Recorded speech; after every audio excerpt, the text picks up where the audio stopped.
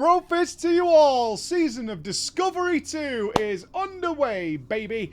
Oh, yes. I was excited for this because I always look at Season 1 as we're trying something new. This is the strength of Blizzard right now. We've obviously got something huge coming for 10.2.6, or is it huge?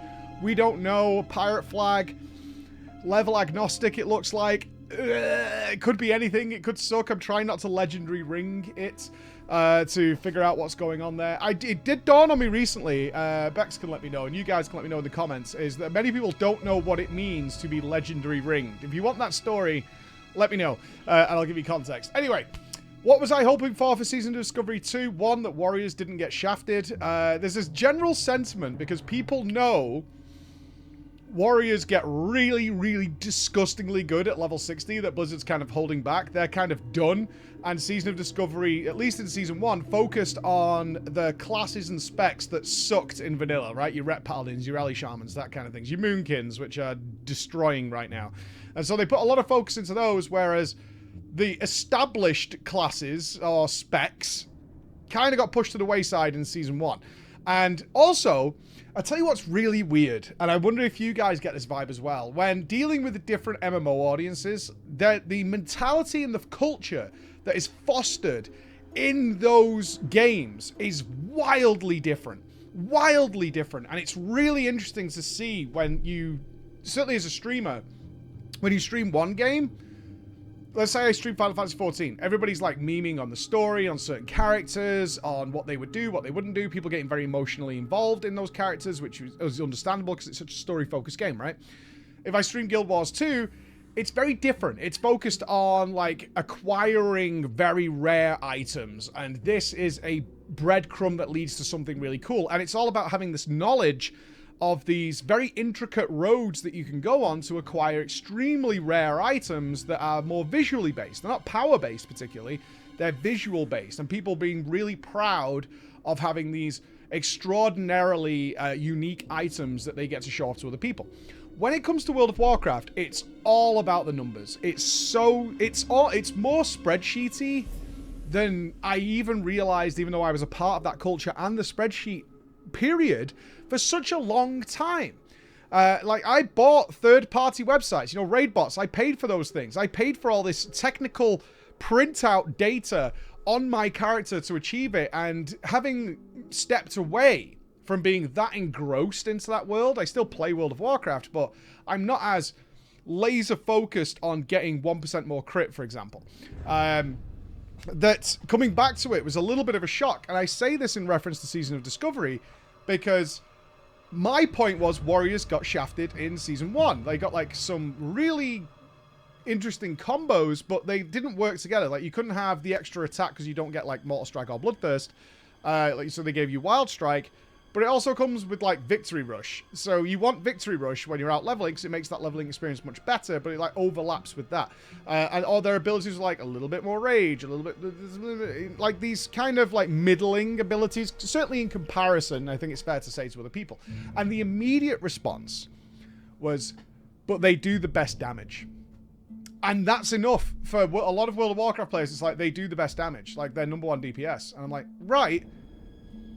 And all this, like, PTSD came rushing back to me for the years and years of covering the alpha and the betas of all the expansions since the Burning Crusade, which is when I started doing it, of people not getting that it's about the gameplay, not really the output. And it was something I stressed in every single guide, is like, whatever the numbers are is irrelevant to me.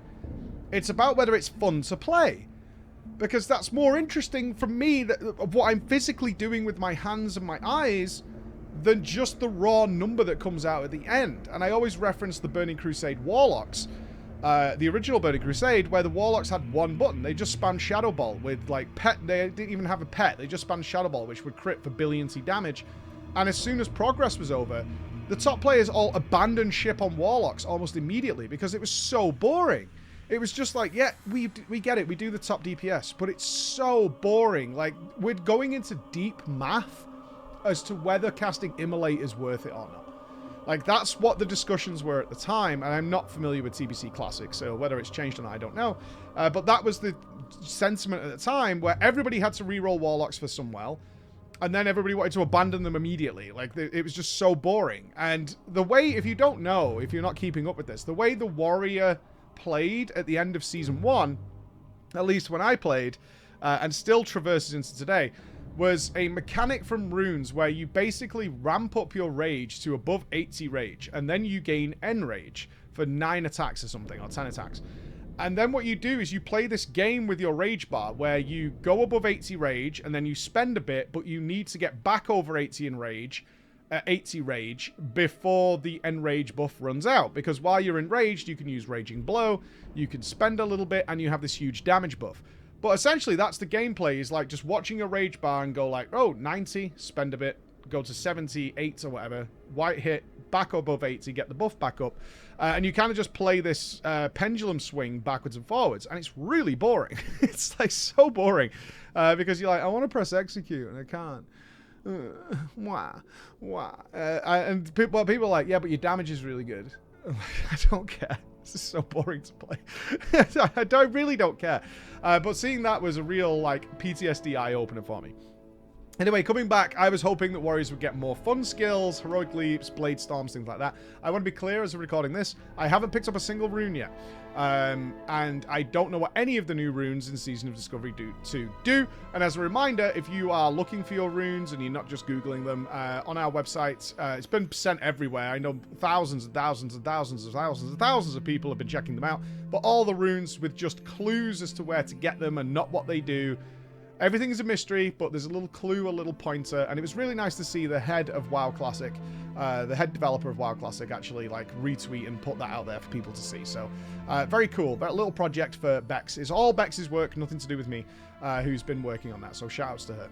So coming back to Season of Discovery then, one, I wish they'd stop releasing this on like Friday, or a Thursday anyway, because it means I don't get to play at the weekend because I have my family at weekend.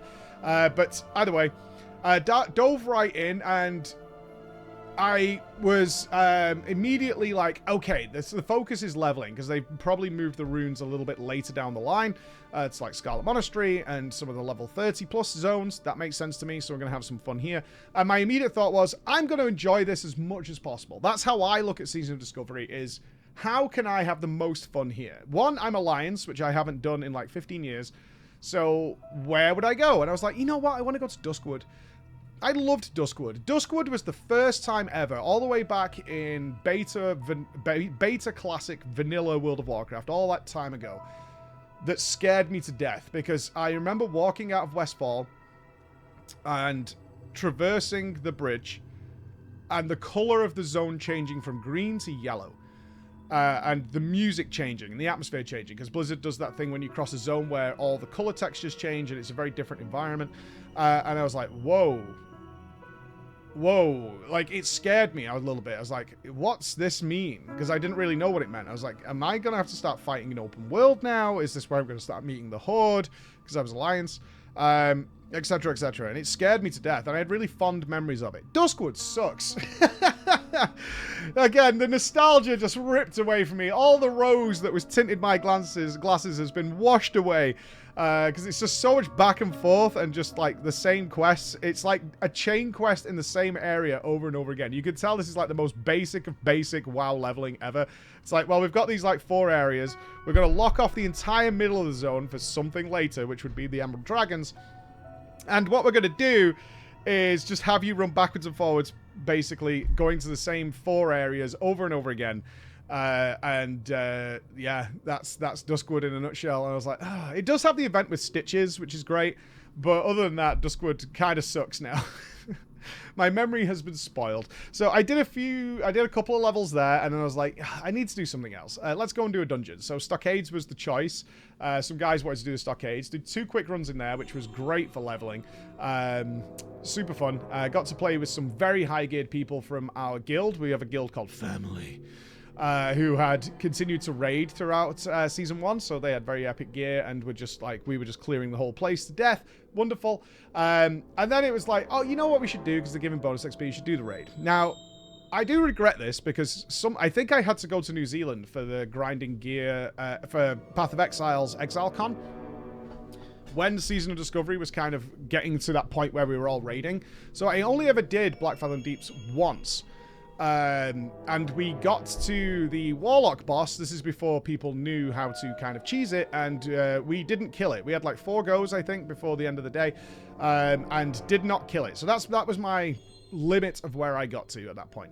Obviously not expecting to wipe this time, because 1, we're a couple of levels higher than the raid. That's fair to say, and there were several people there who were fully geared from the raid and had vast experience. What I didn't expect is like, oh, yeah, people discovered the free action potion.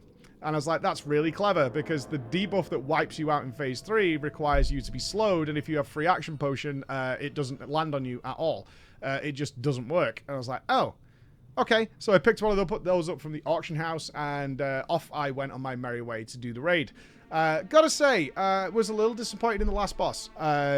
Just a breath and nothing much else going on. A couple of debuffs and a couple of ads. That was it. That was all that was going on there. It definitely felt to me like the main boss was the second to last boss, the Warlock boss. Like, the number output required is there for the final boss, Akumai. But overall, yeah, you know, the raid itself I actually think was really good. I would actually say that I thought the last boss was kind of the weakest boss, besides the Naga, who you could just kind of zerg down. Everything else, the turtle was more interesting. I actually think the bubble boss at the beginning is more interesting. The march of the Murlocs is more interesting. The gauntlet is more interesting. Although, again, it's always fun to see on farm how people have just, like, started to ignore mechanics. Our first kill of the gauntlet had us killing every single totem immediately, and that fight went on for a while, but now it's like, just ignore everything except this one, it's fine. And we'll just whack the lightning totem, just kill everything else, kill the boss, and it's fine to move on. Always the way with World of Warcraft, and always fun to see. But moving on, getting to the Warlock boss and the free action potion, I was like, okay. This is kind of goofy. But the last boss, yeah, it was like, watch the breath. I'm like, okay, I mean... Not the biggest difficulty for me, as you can imagine, to get around that, but still fun nonetheless. And lots of XP to rock up there.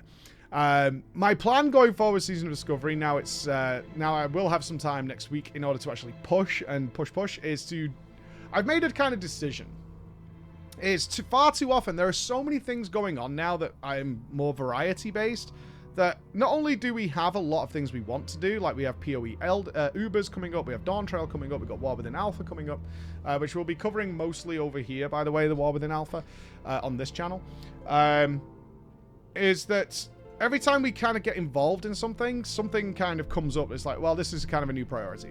What I've decided is, when it comes to MMO stuff, is I want to finish out my character before I move on, because I always, like, leave things hanging. I have done for the last 12 months, it's just got to sort of leave things dangling. And I want to just change that around. So I don't think we'll be leaving Season Discovery until we've, like, cleared the raid, maybe even a couple of times. Character's pretty rock solid, ready for Season 3 whenever that comes, and that's when we're going to put it down. So for now, I'm going to enjoy the leveling process, and probably at some point in my next play session, we'll start looking at the runes, and I'll come back and give you a review of those. But so far, so good. It has basically been classic leveling, but obviously with the augments from Season 1, which makes leveling more fun in general. So where I'm going to go next, I don't know. Maybe Thousand Needles, maybe a little bit of Stranglethorn, stuff like that. Those are the zones I'm excited for to revisit and enjoy. I don't really want to do Ashenvale again, because I did quite a bit of that last time, and in Hardcore. So we're going to do Hardcore again in the future. So there we are in Season 1. I hope you guys are enjoying it, and I'll be back in the next day or so with some more updates for you. So be good. Bye-bye.